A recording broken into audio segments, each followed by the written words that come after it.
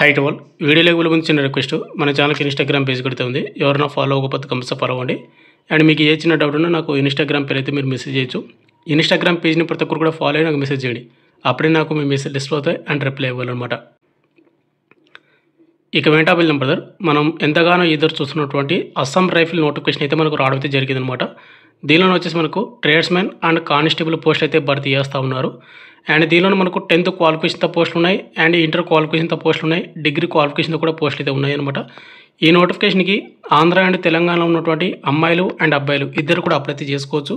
ఈ పీరియడ్లో వచ్చేసి ఎన్ని పోస్టులు భర్తీ చేస్తున్నారు, ఏమేమి ట్రేడ్ పోస్ట్ భర్తీ చేస్తున్నారు, apply starting date and apply last date and selection process ఏ విధంగా ఉంటుంది, ప్రతిదీ మీకు పిన్ టు పిన్ అయితే ఎక్స్ప్లెయిన్ చేయడానికి అయితే ట్రై చేస్తాను. కాబట్టి ఎవరైతే ఇన్ని రోజులు అస్సాం రైఫిల్ నోటిఫికేషన్ కోసం వెయిటింగ్ చేశారో వాళ్ళందరూ కూడా ఈ వీడియోని ఎండ్ వరకు చూడండి. చూసిన తర్వాత మన వీడియోని అయితే లైక్ అయితే చేయండి బ్రదర్. చాలామంది వీడియోస్ని చూస్తున్నారు కానీ లైక్ చేయకుండా వెళ్ళిపోతున్నారు. అండ్ ఇటువంటి జెన్యున్ అప్డేట్స్ కూడా కావాలంటే కూడా మన ఛానల్ని సబ్స్క్రైబ్ చేసుకొని పక్కన బెల్ ఐకాన్ అయితే యాక్టివేషన్ అయితే పెట్టుకోండి. ఇక మెయిన్ టాపిక్ బ్రదర్, మనకు అస్సాం రైఫిల్ నుంచి వచ్చినటువంటి అఫీషియల్ నోటీస్ వచ్చేసి ఇదే అనమాట. ఇది షార్ట్ నోట్స్ మాత్రమే, మనకి ఇంకా ఫుల్ నోటిఫికేషన్ అయితే రాలేదు. ఇక్కడ మీరు చూసుకున్నట్లయితే మనకు office of the directorate general Assam rifle Shillong, మనకు Assam rifle technical and tradesmen recruitment rally 2025 సంవత్సరం వంటి నోటిఫికేషన్ మనకు భర్తీ చేస్తూ ఉన్నారు.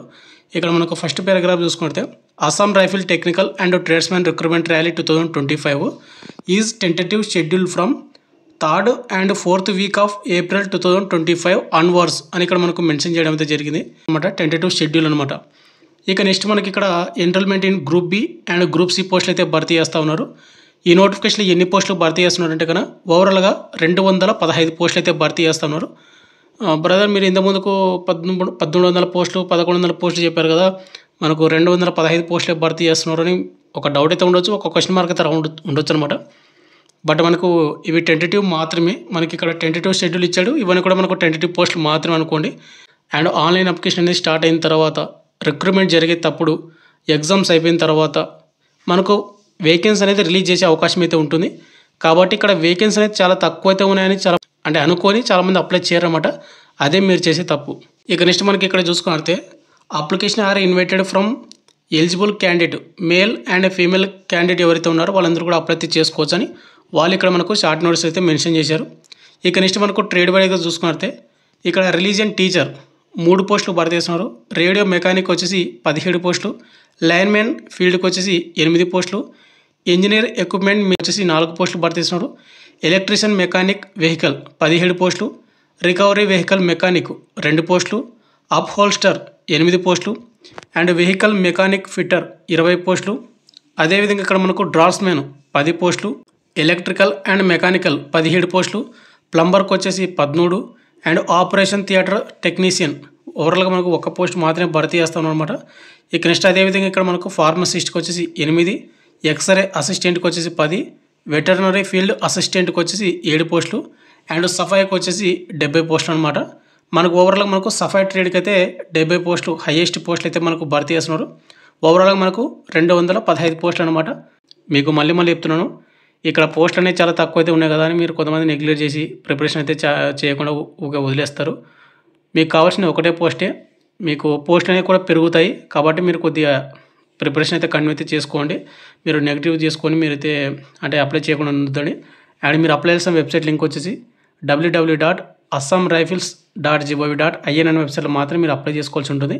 అండ్ మీకు ఇంకా ఆన్లైన్ అప్లికేషన్ అనేది ఇంకా స్టార్ట్ అవ్వలేదు.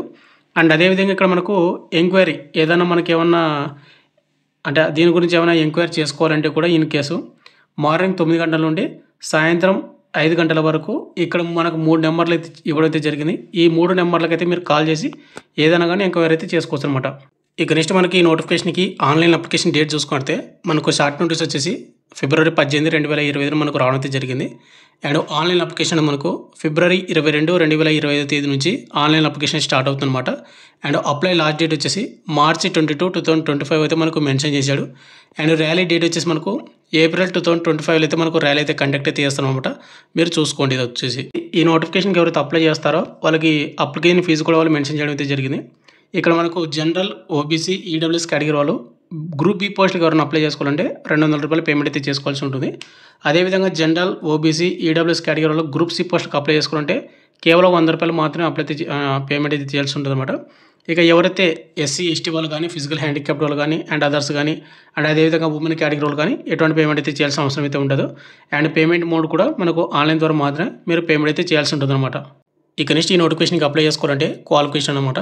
క్వాలిఫికేషన్ విషయానికి వస్తే కన్నా ఇక నెక్స్ట్ పోస్ట్ వచ్చేసి మనకు ఫార్మసిస్ట్ విషయానికి వస్తే కన్నా 12th పాస్ అయి ఉండాలి. 12th ప్లస్ డిప్లొమా కానీ డిగ్రీ కానీ మనకు ఫార్మసీ చేసిన వాళ్ళు అప్లై అయితే చేసుకోవచ్చు. ఇక నెక్స్ట్ పోస్ట్ వచ్చి మనకు ఎక్స్రే అసిస్టెంట్ 12th పాస్ అయి ఉండాలి. అదేవిధంగా మనకు రేడియాలజీలో మీరు డిప్లొమా చేసినటువంటి వాళ్ళు అప్లై అయితే చేసుకోవచ్చు. ఇక నెక్స్ట్ మనకు వెటర్నరీ ఫీల్డ్ అసిస్టెంట్కి వచ్చేసి 12th పాస్ అయి ఉండాలి.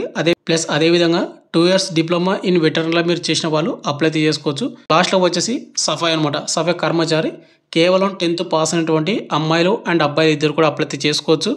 మీకు దీనిలోనే మనకు ఓవరాల్గా 70 పోస్టులు అయితే మనకు భర్తీ చేస్తూ ఉన్నారు. ఇంకా మనకు పోస్టులు పెరిగే అవకాశం అయితే ఉంది కాబట్టి మీరు వెయిట్ చేయండి. మనకి ఆన్లైన్ అప్లికేషన్ స్టార్ట్ అయిన తర్వాత అప్లికేషన్ అనేది ఏ విధంగా చేసుకోవాలనేది కూడా అది కూడా వీడియో అయితే చేస్తాను అనమాట. ఇక్కడ ముందుగా వచ్చేసి రిలీజియన్ టీచరు, దీనికి వచ్చేసి ఎవరైతే మాధ్యమ ఇన్ సాంస్క్రిట్లోన గ్రాడ్యుయేషన్ కంప్లీట్ చేసుకుంటారో వాళ్ళు అప్లై అయితే చేసుకోవచ్చు. నెక్స్ట్ వచ్చి మనకు రేడియో మెకానిక్ 10th పాస్ అయి ఉండాలి. అదేవిధంగా డిప్లొమా అయితే చేసి ఉండాలన్నమాట. రేడియో అండ్ టెలివిజన్ టెక్నాలజీలోన చేసింటే కానీ అప్లై అయితే చేసుకోండి. ఇక నెక్స్ట్ లైన్మెన్కి వచ్చేసి 10th పాస్ అయి ఉండాలి. అదేవిధంగా ఏదైతే లైన్మెన్కి సంబంధించిన రిలేటెడ్ ఉన్నటువంటి ట్రేడ్లోన ఐటీఐ సర్టిఫికేట్ ఉంటే కనుక మీరు అప్లై అయితే చేసుకోవచ్చు. ఇక నెక్స్ట్ వచ్చి మనకు ఇంజనీర్ ఎక్విప్మెంట్ మెకానిక్, దీనికి 10th పాస్ అయి ఉండాలి. అదేవిధంగా ఐటీఐ సర్టిఫికేట్ కూడా మనకు మెన్షన్ చేశాడనమాట. అంటే దానికి రిలేటెడ్ ఉన్నటువంటి దానిలో ఐటీఐ ఉంటే కనుక అప్లై అయితే చేసుకోండి. ఇక నెక్స్ట్ వచ్చేసి ఇక్కడ మనకు electrician mechanic vehicle 10th pass అయి ఉండాలి. అదేవిధంగా ఐటీఐ సర్టిఫికేట్ కూడా ఉండాలన్నమాట. ఉంటే కూడా అప్లై అయితే చేసుకోవచ్చు.